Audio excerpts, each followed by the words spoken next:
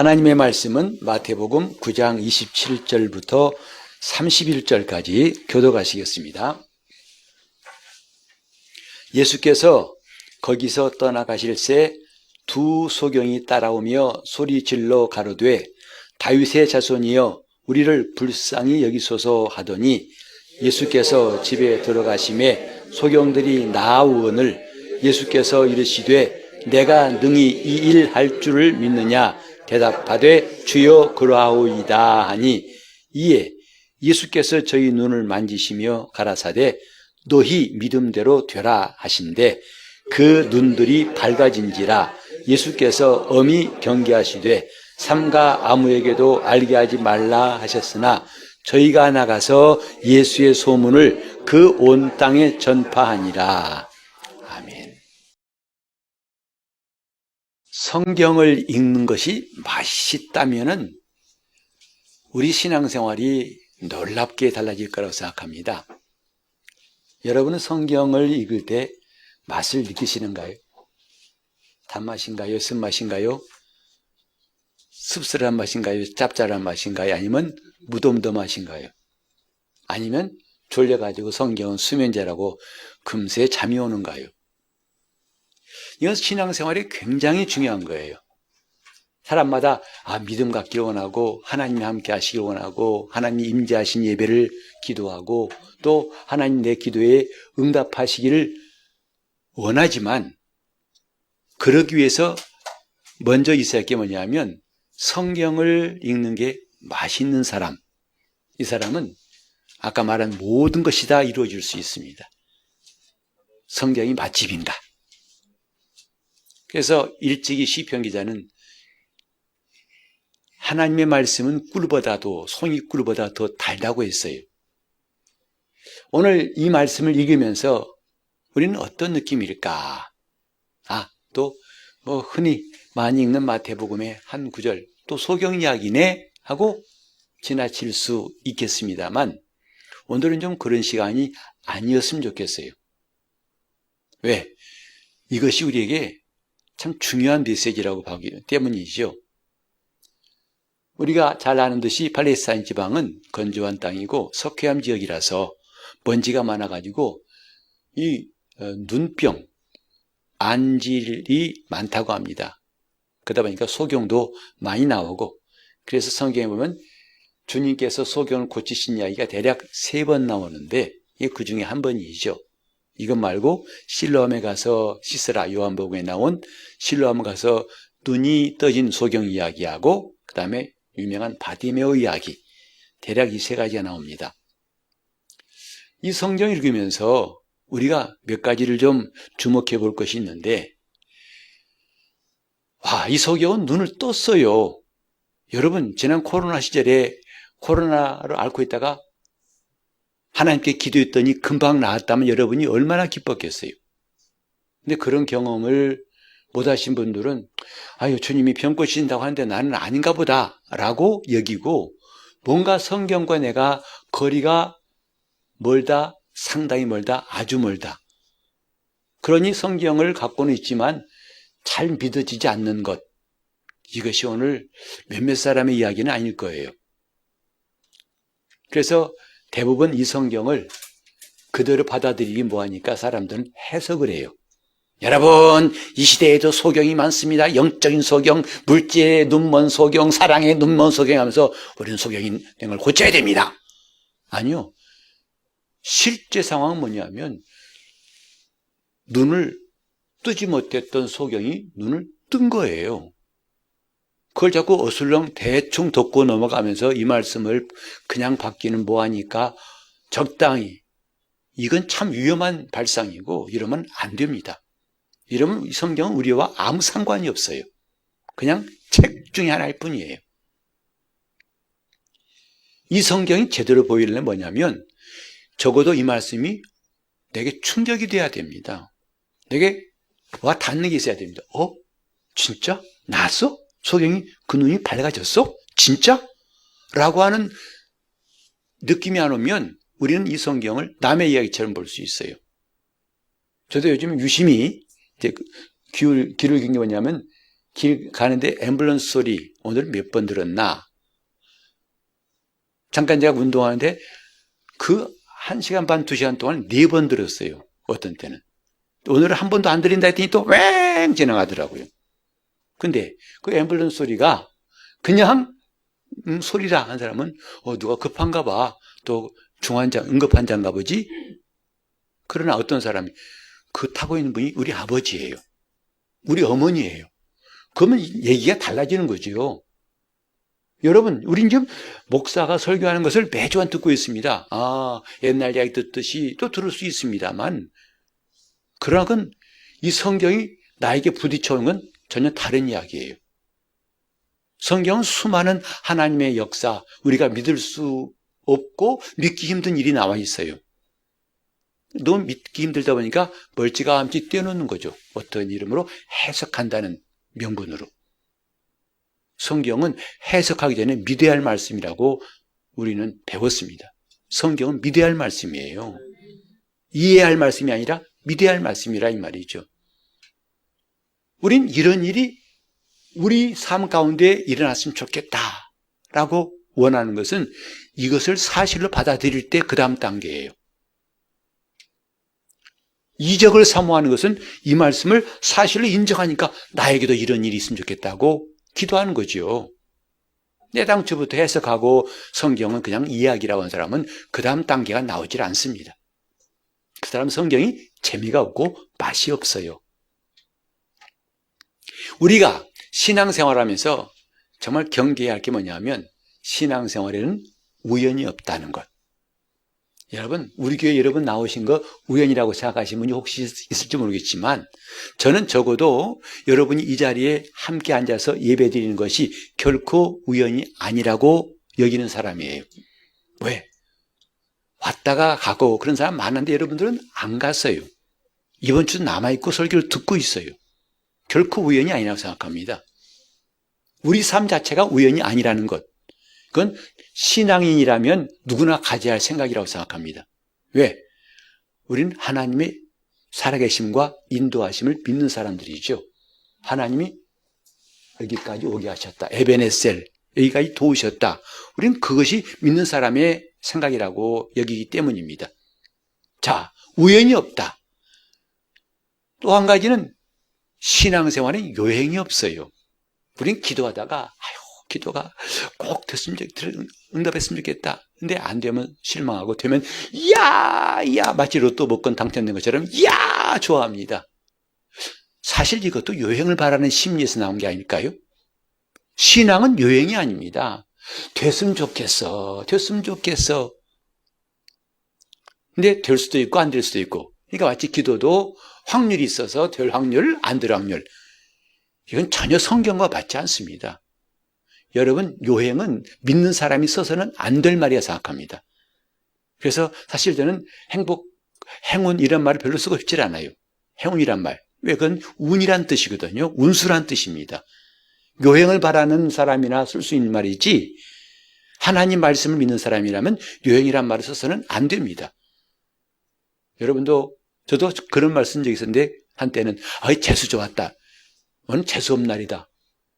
무심코 수십 년 동안 우리 안에 배웠던 말이라서 나온다 이 말이죠. 어떤 오랫동안 절에 다니다가 교회 나온 사람이 그랬다는 거잖아요. 교회 생활 조금 눈 떠지니까 관심 있어가지고 이게 목사님은 누구신가 궁금해서 물어봤다잖아요. 이 교회 주지 목사님 어디 계신가요? 그러라는 거죠. 주지는 절에나 있습니다. 교회는 주지 목사가 없어요. 뭔가 반쪽 절에서 배운 것도 있고 교회에서 들은 목사란 말도 있고 하니까 섞여 있는 것처럼 신앙생활이 이렇게 재수 없다, 재수 좋다 말도 우리가 삼가해야 할 말이에요. 하지 말아야 할 말입니다. 우리는 재수로 사는 게 아니라 은혜로 사는 사람이고 그분의 돌보심으로 사는 사람이지. 나 그때 상품 백화점 문을 땐 운 좋았어. 거기에 갈라다 말았거든. 하나님의 은혜로 사는 사람들입니다. 세 번째로 우리가 삼가할 것은 환상이에요. 자기가 갖고 있는 환상. 누구나 신앙에는 환상이 있어요. 목사에게도 환상이 있어요. 제가 처음 개척할 때 이야기입니다. 이제 개척을 시작할 때 얼마나 나이 들어가지고 개척을 하려니까 얼마나 마음이 참 답답하고 캄캄하지요. 근데 그때 어떤 목사님이 옆에 그러더라고요. 목사님, 간단합니다. 교회 이렇게 하면 됩니다. 귀가 쫑긋했어요. 뭐라는지 아세요? 이제 열심히 기도하셔가지고 죽은 사람 둘만 살려보세요. 교회 확 붕됩니다. 솔깃하기도 하지만 지금 생각해보니까 그렇게 안 되길 잘했어요. 제가 지금까지 깨지고 다듬어지고 이런 과정 없이 만약에 정말 두 사람이 살아났다 합시다. 물론 교회는 소문나가지고 많이 몰려올 수도 있겠고 이 자리 꽉 찰 수도 있겠죠. 그러나 저는 교만할 수 있고 잘못되기 쉬웠을 거예요. 사람은 누구나 환상이 있어요. 자기가 품고 있는 환상, 자기 힘들어 죽겠는데 사이판에 가볼까, 몰디브 가서 한번 촤 에메랄드 바닷빛에서 이런 게 있겠죠. 근데 우린 우연과 그 다음에 이제 요행 그리고 환상을 철저하게 뿌리 뽑아야 한다고 하는 것이 오늘 이 말씀을 읽으면서 느낀 소감입니다. 우리는 믿음을 가진 사람들이에요. 성경은 믿음을 말하고 있어요. 그리고 그 믿음은 능치 못할 것이 없다고 하고 그 믿음으로 할 수 있는 일은 수를 셀 수가 없어요. 성경에 믿음에 대해서 명사로 되어 있고 동사 혹은 회용사 같이 되어 있는 말을 다 보면 600번이 넘는데요. 믿음이란 말 나온 게. 그렇게 믿음이란 말이 많이 나오는데 정작 오늘 우리는 믿음이 무엇인가에 대해서 아직도 감 못 잡고 신앙생활할 때가 적지 않습니다. 믿음이 뭘까요? 성경은 확실히 말합니다. 믿음은 오직 들음에서 난다. 믿음은 그리스도의 말씀을 들음으로 난다. 오래 다녀서 믿음 생기는 게 아니고 인격이 훌륭해서 믿음이 있는 것도 아니고 참을성이 많고 점잖아서 믿음이 생기는 것도 아니고 마음 착하다고 믿음이 생기는 것도 아니고 오직 믿음은 들음에서. 여러분 성경에 나오는 수많은 신앙인들 가운데 다 고상한 사람만 나오지 않습니다. 창기도 있고 세리도 있고 죄인도 있어요. 저 왕이나 훌륭한 사람만 믿는 게 아니라 이런 사람 지위 고하를 막론하고 믿음이 어떤 사람의 성품에 있지 않다 이 말이죠. 오직 믿음은 들음에서. 오직 들음에서. 들음은 그리스도의 말씀을 들으면서라고 성경의 말씀이 있어요. 그런데 안타까운 것은 오늘 많은 사람들이 그렇게 믿음 하면서 정작 말씀을 듣는 데는 열심을 내지 않습니다. 성경을 읽는 사람이 점점 줄어져요. 읽더라도 대충 읽고 자기 식대로 읽어요. 이 말이 무슨 말이냐면 믿음 갖기가 확률이 점점 줄어진다는 것으로 말할 수 있어요. 믿음? 나중에 사막에서 모래밭에서 바늘 찾듯이 어려울지도 몰라요. 이미 주님 말씀하셨잖아요. 인자가 올 때에 세상에서 믿음을 보겠느냐. 믿음은 들음에서. 같이 합시다. 믿음은 들음에서. 어디에서 온다고요? 들음에서입니다. 성경은 듣는 말씀이 꽤 많아요. 오늘날 너에게 하신 말씀을 들으라. 오늘날 하신 말씀 들으라. 하나님 말씀을 들을 때 믿음이 생긴대요. 근데 어떻게 믿음을 말씀 없이도 가질 거라고 생각하는가? 이게 환상이죠. 여행이죠. 우연이죠. 믿음은 들음에서예요. 우리가 요즘 몇 주간 동안 쭉 두고 있습니다. 말씀이 내게 심어질 때에 믿음이 시작된다. 주님도 말씀하시길 내 말이 너희 안에 거하면 참 내 제자가 되고 내 말이 너희 안에 거하면 무엇이든지 구하라. 근데 사람들이 앞에 건 뚝 떼놓고 무엇이든지 구하라. 아멘. 이게 반칙이에요. 그건 경기 규칙을 무시하고 한다면 그건 반칙이죠. 너희가 내 안에 거하고 내 말이 너희 안에 거하면 무엇인지 구하라. 아니 주님께서 무엇인지 구하라는데 왜 안 주세요? 안 주시면 하나님 반칙한 거예요. 네가 반칙했다 이 말이죠. 내 말이 너희 속에 있을 것이 없는데 과연 무엇을 네가 바라느냐. 이게 바로 황당한 믿음이라는 거죠. 오늘날 정말 참 가짜가 판치는 세상인데요. 설교도 제대로 들을 수 있으면 좋겠어요. 믿음은 소원과 달라요. 여기 본문에 나와 있잖아요. 주님이 두 소경에게 말씀하셨어요. 너 낳고 싶으니? 묻지 않으셨어요. 내가 이 일, 곧 네 눈을 뜨게 할 줄로 믿느냐 하셨어요. 다시 한 번 말씀드립니다. 너 낳고 싶으니? 소원을 물어보신 게 아니에요. 내가 이 일 할 줄 내가 믿느냐? 믿음을 물어보신 거예요. 소원과 믿음은 달라요. 여러분, 제발 우린 이거 좀 혼동하지 맙시다.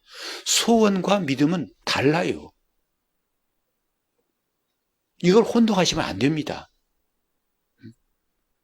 정말 우리가 조심하며 경계할 설교 중 하나 뭐냐면, 여러분, 우리 주님은 전능하십니다. 아멘 그러죠. 그러니 여러분 무엇이든지 원하는 대로 구하세요. 할 수 있다, 할 수 있다, 할 수 있다. 아멘, 아멘, 아멘. 될 것 같죠? 꽝이에요. 앞으로 그런 설교는 딱 귀를 닫아버리세요. 성경은 내 소원을 이룬다는 말씀이 없어요. 우리 한번 같이 볼까요? 빌립보서 2장 13절 보시면, 너희 안에서 행하시는 이는 하나님이시니 자기의 기쁘신 뜻을 위하여 너희로 소원을 두고 행하게 하시나니. 여기 잘못 읽으면요, 어머, 어이구, 내게 소원대로 해주신대. 하나님 내 소원대로 해주신대. 자세히 보세요. 소원을 그 다음 뭐예요? 소원을 가지라는 거예요? 아니면 소원을, 동사가 뭐죠? 소원을, 우리말인데 잘 못 알아듣는 것 같으네. 소원을 다음에 뭐라고 써 있어요? 두고예요. 그 누구 이름 비슷한데? 소원을 두고, 두고예요. 근데 그 두고의 주어가 누군지 아세요? 내가 아니에요. 하나님이에요. 하나님이 소원을 두신다. 어디? 나에게 두신다. 이렇게 되어 있어요. 그러니까 하나님은 나에게 소원을 두고 행하시는 분이라는 게 이 말씀이지, 네가 가진 소원을 이루신다는 말이 결코 아닌 거죠. 잘못된 겁니다, 그것은. 그러니까 하나님이 내 소원을 이루시는 게 아니라 하나님이 내 속에 자기의 소원을 두시고 이를 행하게 하신다. 이게 본문의 뜻 아니겠습니까? 적어도 이건 우리말만 제대로 읽을 수 있는 사람이라면 다 알아들을 수 있는 것인데, 자기 임의로 해석하다 보면 엉뚱한 말 할 수 있어요. 하나님 내 소원을 들어주신다. 내 소원 성취할 것이다. 아멘, 아멘. 올해는 소원 다 성취하기 바랍니다. 기분 좋죠. 올해는 정말 될라나? 그렇죠? 그것을 갖다가 잘못된 복음이라고 하는 거예요. 이 보면은 내 소원이 아니고 하나님의 소원을 심으신다는 거거든요. 하나님 말씀은 하나님의 소원입니다. 하나님 말씀은 하나님의 믿음이에요. 하나님 말씀은 하나님의 뜻이에요. 하나님 말씀은 그분의 계획이에요. 그것이 심어진 다음에 그것대로 이루신다는 말씀이죠. 우리는 소원과 믿음은 전혀 다르다는 걸 꼭 기억해야 됩니다. 소원은 믿음이 아니에요. 결혼하고 싶은 사람 소원이 있겠죠. 아이를 갖고 싶은 사람 소원이 있겠죠. 목사도 교회가 부흥되고 싶은 소원 누가 없겠어요. 그러나 그 소원이 있다고 다 된다? 안 되는 거예요. 믿음이 필요한 것이다 이 말이죠. 자, 소원이 아닌 믿음을 시작. 소원이 아니고 믿음. 여기에 내가 낳고자 하느냐 소원을 물어보신 게 아니라고요. 내가 이 일을 할 줄로 믿느냐 했어요. 믿음을 물어보신 거예요. 그때 주여 그렇습니다. 예스 하니까 그러면 너희 믿음대로 되라 하시니까 그 눈이 밝아서 보게 된지라 그랬어요. 이것은 요행도 아니고 우연도 아니고 환상이 아니다. 환상을 버립시다. 뭔가 잘 될 거야. 환상입니다. 요행을 바라지 마세요. 신앙은 요행도 자기 소원도 아니고 믿음이에요. 하나님의 믿음. 자, 그렇다면 우리는 이 믿음에 조금 더 생각해 볼 게 뭐냐면, 내가 가진 믿음이 제대로 된 믿음인가 아닌가를 분간할 수 있는 두 가지 포인트를 제가 말씀드릴게요. 첫 번째는 뭐냐면, 내가 예수 믿기 전에 가진 믿음과 지금 갖고 있는 믿음이 똑같은가 다른가, 그걸 먼저 여러분 스스로 살펴보세요. 예수를 믿기 전의 믿음과, 즉 여러분이 예수 앞에 나오기 전에 가졌던 믿음과 지금과 똑같다면 여러분 문제 있는 겁니다. 그건 100% 문제 있는 겁니다. 성경은 이것을 자기 믿음이라고 하고 있어요. 그러나 성경이 우리에게 말씀하신 것은 마가복음 11장 22절에 나와 있죠. 하나님을 믿으라 하고 예수님이 말씀하셨어요. 이때 우리말은 참 번역이 조금 정확하지 않은 것 같아요. 헬라어 성경 보면요, 하나님의 믿음을 가지라고 되어 있어요. 곧 하나님이 소유하신 믿음을 너도 가지라, 이게 원뜻이에요. 내가 기존에 갖고 왔던 믿음을 말하는 게 아니라 하나님의 믿음을 내가 이제는 가지라, 이렇게 되어 있어요. 너무 달라요. 그러니까 내가 지금 예수 믿기 전에 가졌던 내 믿음과 지금 이건 달라, 확실히 달라. 왜? 나 옛날에는 손해보기 싫었어. 근데 이제는 주고 싶어. 왜? 주는 자가 받는 자보다 복이 있다 하셨기 때문이야. 여러분 진짜 잘 된 거예요. 이건 정말 확실한 겁니다. 이전의 믿음과 이후 믿음이 달라야 한다. 이 정상적인 겁니다. 하지만 지성이면 감천이야, 뭔가 하면 돼, 난 지금도 똑같아, 그 틀린 믿음이에요. 원래 지성이면 감천은 기독교 믿음이 아닌 거죠. 뭔가 열심히 하면 돼, 있다 하면 있는 거야, 그게 거짓말이에요. 그게 잘못된 믿음이에요. 성경은 그런 말씀한 적이 없어요. 같이 합시다. 하나님의 믿음을 가지라. 성경은 하나님 믿음을 가지라는 거예요. 성경은 그 하나님 믿음을 우리에게 주신 책이거든요. 그러니까 우리가 옛날 돈, 구한말 때 쓰던 돈 가지고 와서 지금 뭐 살려면 누가 주겠어요? 물론 골동품 수집한 사람은 눈이 확 떠져가지고 얼른 더 많이 주겠지요. 그러나 일반 이마트 가서 또 어디 가서는, 가게 가서는 안 받을 겁니다. 옛날 돈이라고. 믿음도 옛날 믿음은 안 된다는 것이다, 이 말이에요. 근데 많은 사람들이 그 옛날 믿음 갖고 교회 와가지고 직분 감당하고 예배하고 기도하고 하다 안 되니까 실망해요. 왜 안 되지? 성경이 믿음이면 된다고 했는데. 그거 헛겁니다. 구원 전의 믿음과 구원 후의 믿음은 달라야 돼요. 달라야 정상이에요. 곧 구원 전에는 내가 중요했어요. 근데 구원 후에는 내가 아니더라, 주님이. 이런 달라지는 것이 없으면 그건 좀 앞으로 신앙생활은 하나만해요. 그런 사람은 아무리 기도하고 아무리 소원 가져왔자 나중에 될 것이 없을지 몰라요. 안타깝습니다. 달라야 됩니다. 구원받기 이전의 믿음과 구원 후의 믿음은 다를 때 여러분은 안심할 수 있어요. 또 두 번째 체크포인트가 뭐냐면, 믿음이 나를 끌어가느냐, 내가 믿음을 끌어가느냐 하는 거예요. 그것이 내가 정상적인 그리스도인인가를 진단할 수 있는 좋은 방법이죠. 다시 말해서 믿음이 내 겉사람은 다른 게 아니라 내가 내 육신의 생각, 내 육신의 감정, 내 육신의 뜻대로 사는 사람을 말하는 거예요. 이것이 꼭 교회 밖에만 있는 게 아니라 교회 안에도 있다고 고린도후서 전서 3장 1절에 말씀했죠. 바울은 그걸 육신에 속한 자라고 말하고 있어요. 예수를 믿지만 아직도 육신에 속한 자가 있다는 것을 말했는데, 그건 뭐냐면 여전히 겉사람을 떨치지 못하고 겉사람이 믿음을 이끌어가요. 그러나 속사람이 믿음을 따라간다면 정상적인 거예요. 믿음이 나를 끌고 가느냐 아니면 내가 믿음을 끌고 가느냐, 즉 내가 좌지우지하는 믿음이라면 그것은 예수 믿기 전의 믿음이고, 믿음이 나를 좌우한다면 그건 예수 믿은 다음에 온전한 믿음이다, 이 말이죠. 이렇게 우리는 혼동스러운 것을 좀 정확하게 구별하면 우리 신앙생활이 굉장히 유익해져요. 신앙은 혼란을 멈출 때 제대로 성장할 수 있어요. 혼란스러우면 여러분도 마음 복잡하면 일이 안 되죠. 마찬가지예요. 신앙도 깨끗하게 명료하게 정리될 때 그때부터 믿음은 확실히 나갈 수 있는데, 지금 우리는 믿습니다 이거 앞으로 하지 맙시다. 혹시 하신 분이 있다 하더라도. 그건 소용없어요.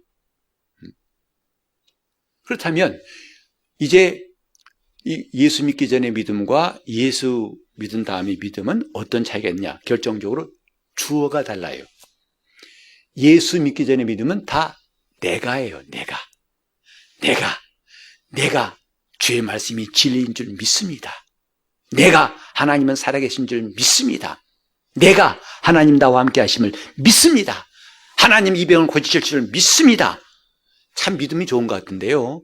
그 믿음은 예수 믿기 전의 믿음과 다를 바가 없어요.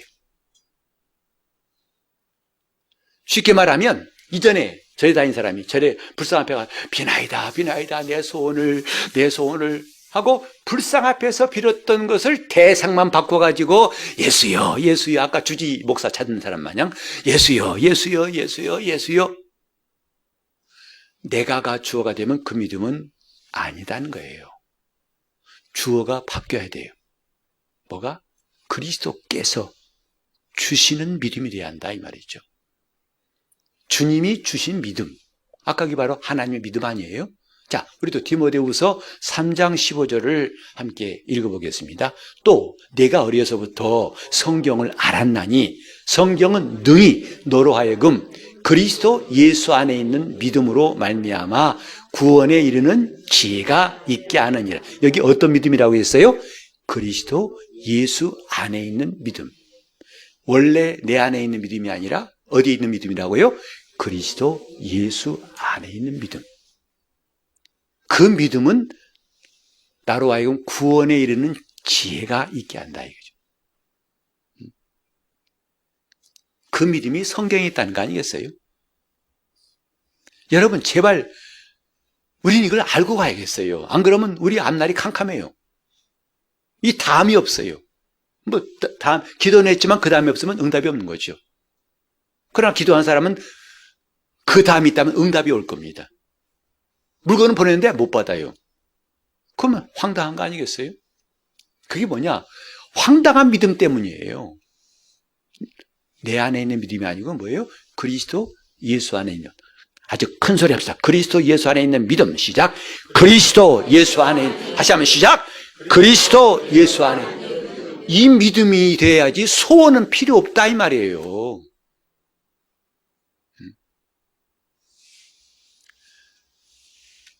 이적을 너무 강조하면 그렇게 말합니다.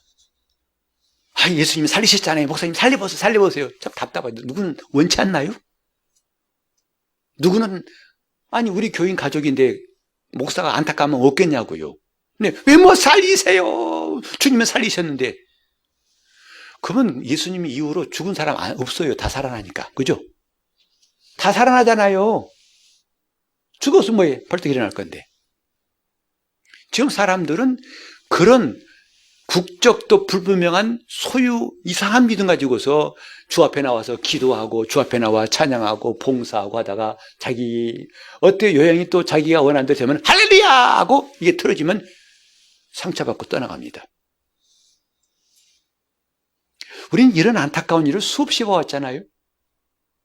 다음에 우리 차례가 되면 되겠습니까? 그것이? 그러지 말자는 거예요. 예수 그리스도 안에 있는 믿음. 그 믿음은 너를 구원에 이르게 한다고 그랬지. 내가 마음이 착해서 나는 남한테 나쁜 말 한 적 없어. 그러니 내가 가진 믿음은 주님도 인정하실 거야. 천만의 말씀이다 이 말이죠. 세상에서 제일 착한 사람이 가진 믿음도 헛것이에요. 그 믿음은 아니다. 가짜라 이 말이죠. 다시 한번 할까요? 그리스도 예수 안에 있는 믿음. 그 믿음이 진짜예요. 그 믿음 없으면요 앞으로 수고해도 헛수고하는 것만 안다면 황당합니까? 했는데 헛수고해요. 열심히 공부했더니 재수를 2번이나 했잖아요. 열심히 공부했는데 떨어졌어요. 그때 좀 하늘이 노랗더라고요. 나는 그 말을 실감했어요.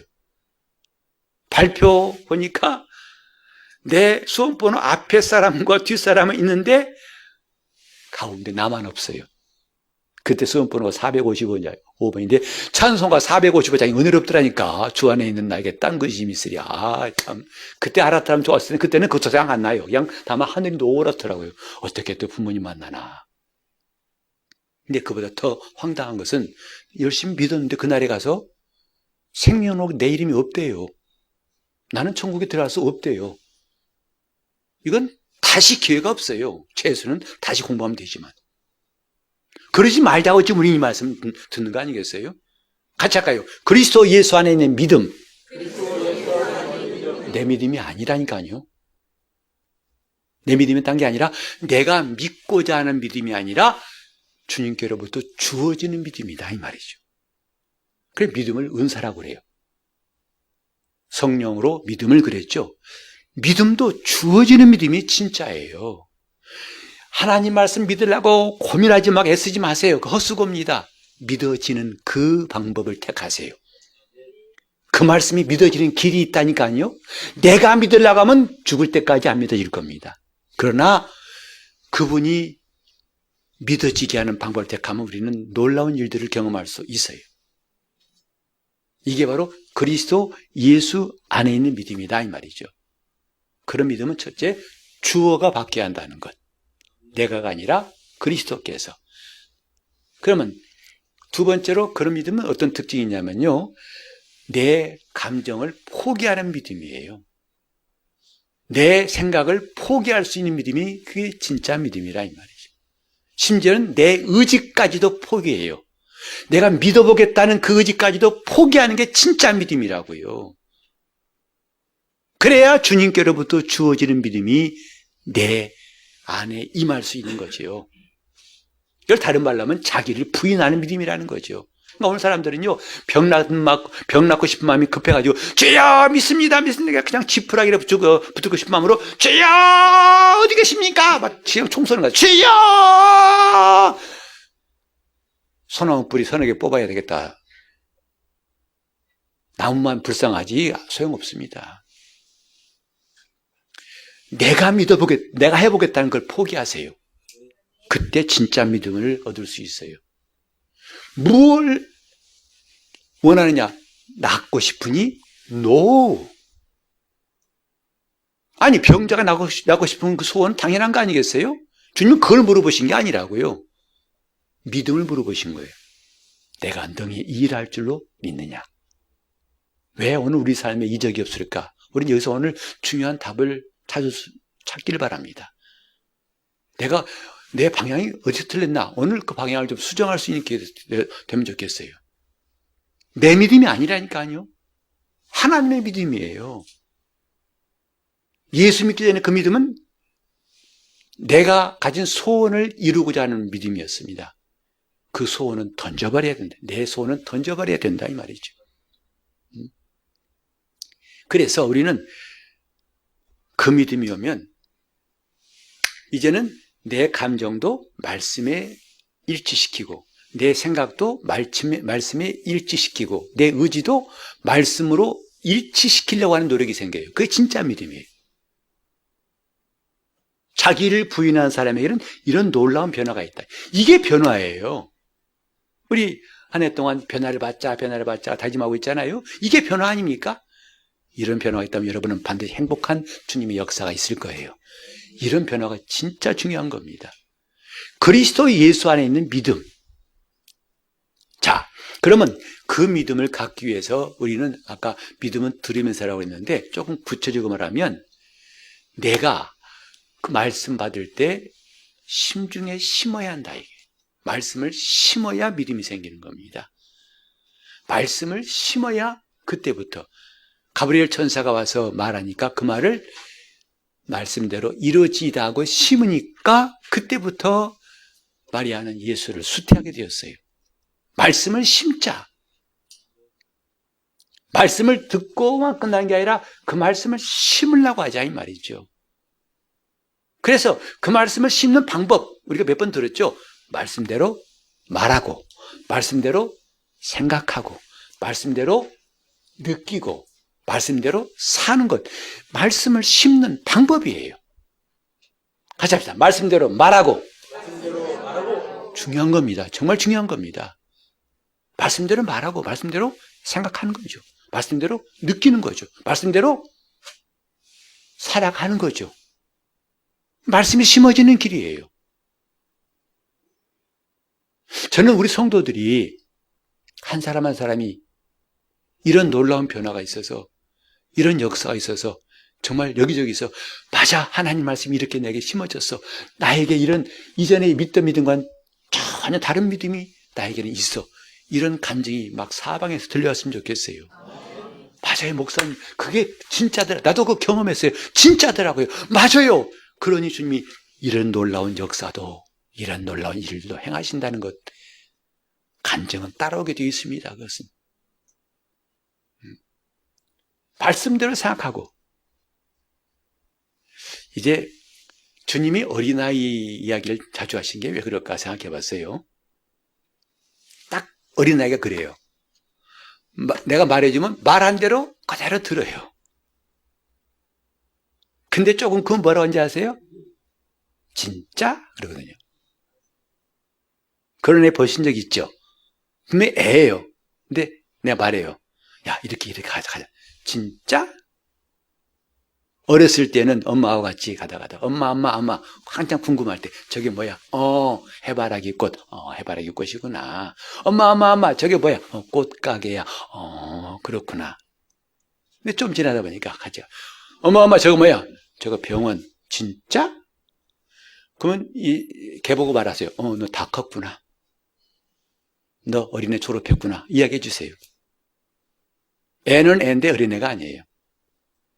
진짜 애다운 것은 뭐냐면 진짜란 말을 하기 전에 그게 애예요. 하나님 말씀 앞에서 우리는 말씀대로 말하는 것이 그게 진짜 어린아이 아닐까요? 진짜? 라는 마음이 생기니까 그게 안 나오는 거예요. 말씀대로 말하세요. 안 나오죠. 왜? 진짜? 이게 마음속에 있어요. 구하라 그러면 주실 것이요. 구하라 그러면 주실 것이요. 했는데 진짜? 하고 우물우물하는 거예요. 그래 어린아이가 안 되면 하나님 나라에 들어갈 수 없다는 말씀이 실감나요. 다시 합시다. 말씀대로 말하고, 말씀대로 말하고, 말씀대로 생각하고. 여기도 보니까 너희 믿음대로 되라 하면 그냥 말씀대로 말하세요. 너희 믿음대로 되라. 아멘 하세요. 90%는 믿는데요, 10% 진짜가 있네요. 그건 안 된다 이 말이죠. 여러분, 오늘 우리는 이제부터 하나님의 말씀, 내 소원이 아니라 하나님 말씀을 가집시다. 내 믿음이 아니라 하나님의 믿음 갖기를 예수 이름으로 축원합니다. 합심히 기도하실 때 주님 말씀이 오늘 내 신비에 심어지고 말씀을 들을 때마다 그 말씀이 내게 심어지게 해달라고 말씀대로 말하고 말씀대로 생각하고 말씀대로 느끼고 말씀대로 살 수 있도록 동성으로 기도하겠습니다. 하나님 아버지, 우리가 가졌던 믿음이 아니라 예수 안에 들어와서는 전혀 다른 하나님이 주신 믿음을 가지게 도와 주시옵소서. 주님, 성경 말씀이 어렵다고 믿으려고 애쓰는 것이 아니라 믿어지는 역사가 우리에게 나타나게 도와 주시옵소서. 믿음을 가지려고 애쓰는 것이 아니라 주님 주시는 믿음이 우리 안에 심어지게 도와 주시옵시고, 이를 위해서 우리가 이제부터 어린아이가 되어서 말씀대로 말하게 도와 주시옵소서. 말씀대로 그대로 느끼고 생각하게 도와 주시옵시고, 겁도 없이 말씀대로 살게 도와 주심으로 하나님의 놀라운 역사가, 행복한 변화가 우리 모두에게 나타나게 도와 주시옵소서. 예수 이름으로 기도합니다. 아멘.